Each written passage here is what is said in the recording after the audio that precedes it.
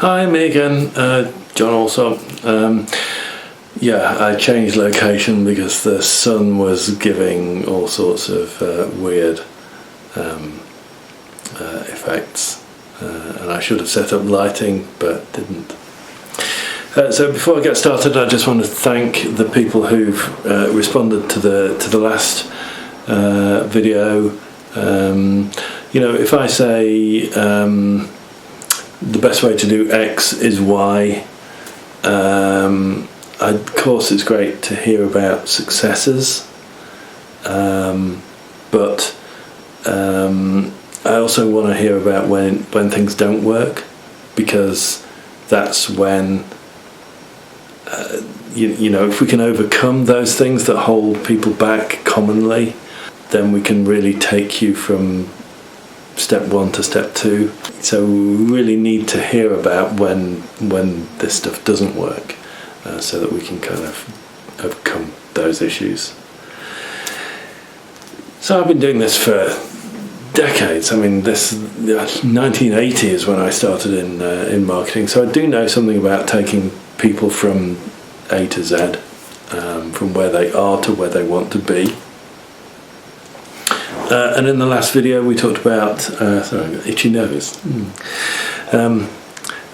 the last video we talked about the kind of Hollywood launch, and how to turn your art into an event, and how to cycle like a rock star, and how that helps you generate the publicity and the inbound links that get you higher in search. That will enable you to enjoy free but profitable website visitors. So that's nice, but today let's talk about fans and leadership. First of all, everything you think about leadership is probably rubbish. If you think there are some magical leadership qualities that you haven't got, then Greta Thunberg is my kryptonite for that. And that phrase, that you haven't got, that's being held down, that is. That's the establishment telling you to stay in your place. I'm a marketer, I know how these messages get formed and distributed. I adolesced to punk, so no. First of all, leadership is everywhere. Everyone can lead their own slice of life. So here's how it kind of works. You've got a bunch of people, and someone who leads that group of people exemplifies the thing that the group shares. All right? And they exemplify it, and they turn it up to 11. That's the crux of it. Thunberg, gifted with Asperger's, her superpower, stood up for a value, took the extra step, and started a worldwide movement. And I love what she's doing, and I say that because I don't agree with the next examples and what they stand for, but they are great examples of new leadership. Tommy Robinson and Boris Johnson. Where turning it up to 11 means when they go to prison, it only makes them more powerful in the eyes of their followers. I'm not suggesting you go to prison for your art, of course. But I am asking, what do you care about? What's at the root of your art?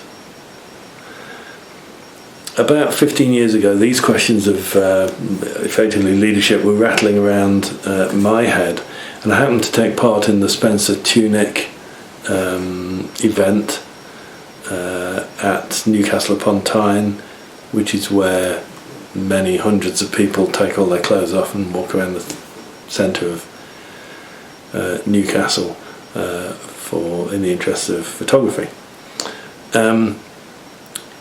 And around that time I was kind of thinking, who are my people? I was thinking, well, it's not religion, it's not really politics. I was vegan for a while, but that wasn't it. The thing that's been with me pretty much forever is feminism. I'm a feminist. Okay, well, I'm a guy, so, you know, I hardly think women need my leadership. But when I went back to the Baltic Art Gallery after that Spencer Tunick installation, we were all invited back to get a free photograph, and he was there doing his talk. But it was the people I met there who had been and done it. And I kind of got, these are my people. They're people who are interested in art, they're willing to take a risk, they don't take themselves too seriously, you know, they want to do something different. Those are my people. So I guess that's kind of why I'm here, putting myself out as a leader, trying to help there be more art in the world, and trying to get people to engage more with art. It doesn't contain you. Being a leader doesn't stop you doing all sorts of other stuff. I love Richard Stallman. He stands for absolutely no compromise in that software should be free, as in freedom. But he also enjoys folk dancing and Chinese food. And you know, he's not a leader in those things. Those are just the other things he does. And I've just signed up for Helen Pritchard's LinkedIn masterclass. We may have met through the actions I took as a result of that. And she says she could teach and lead on all sorts of things, but she leads on LinkedIn, on getting business through LinkedIn. That's her thing. And then you get through the gates of her class, and she teaches you about all sorts of other stuff. So I am going to do another video about converting the traffic, converting website visitors into buyers. But before that, I've got a bit of a confession to make, and that is that I'm filtering you. You now know the sort of world that I want to build. More art, more togetherness, more understanding, more empathy, more love, more joy. So if you're the person who wants to design the next far-right flag, then I'm not in support of you. And that's what, and I don't want you to know this stuff.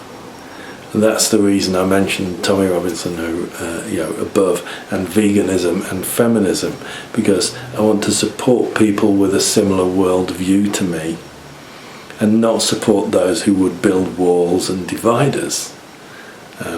Hopefully those people have now left this conversation. To be for something, you have to be against something. That's what that was all about. So if there's an in-group, there's an out-group. Apple stands against the PC. And here's one final thing I want to say about this. If I stand for, I don't know, banning fracking, let's say, and I meet you and you also stand for banning fracking, then I will tend to want to support you, because we have a shared goal. And also we have some shared experiences to talk about, and some shared values. And if I discover that you're out protesting, getting locked on and putting yourself at risk and your life on hold, if you're turning it up to 11 in a way that I can't afford or just don't want to, I'm going to support you, because you're doing what I want to, but den or can't or whatever. You're leading and I'll support you. You've turned it up to 11. And you're building the world that I want to live in. And that can be a little thing. We judge people on little things. My partner told me the story the other night of an arts event where she was helping on the desk, and there'd been an error with ticketing. More tickets had been sold than spaces that were available.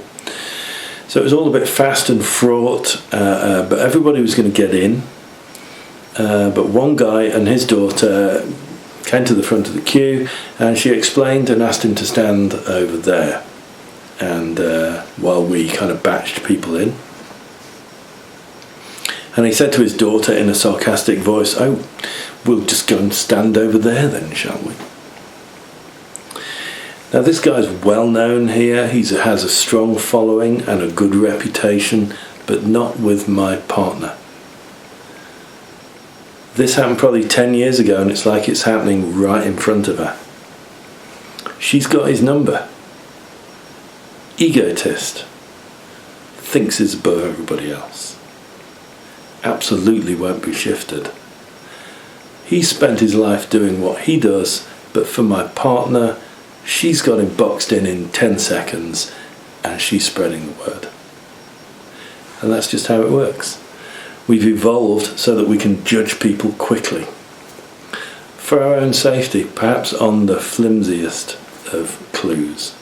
So here's the nub of this whole video. Work out what you're for and make that clear and upfront.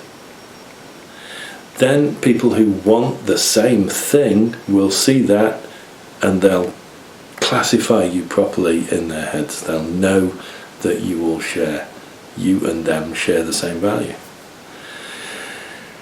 And if you lead, they will follow you.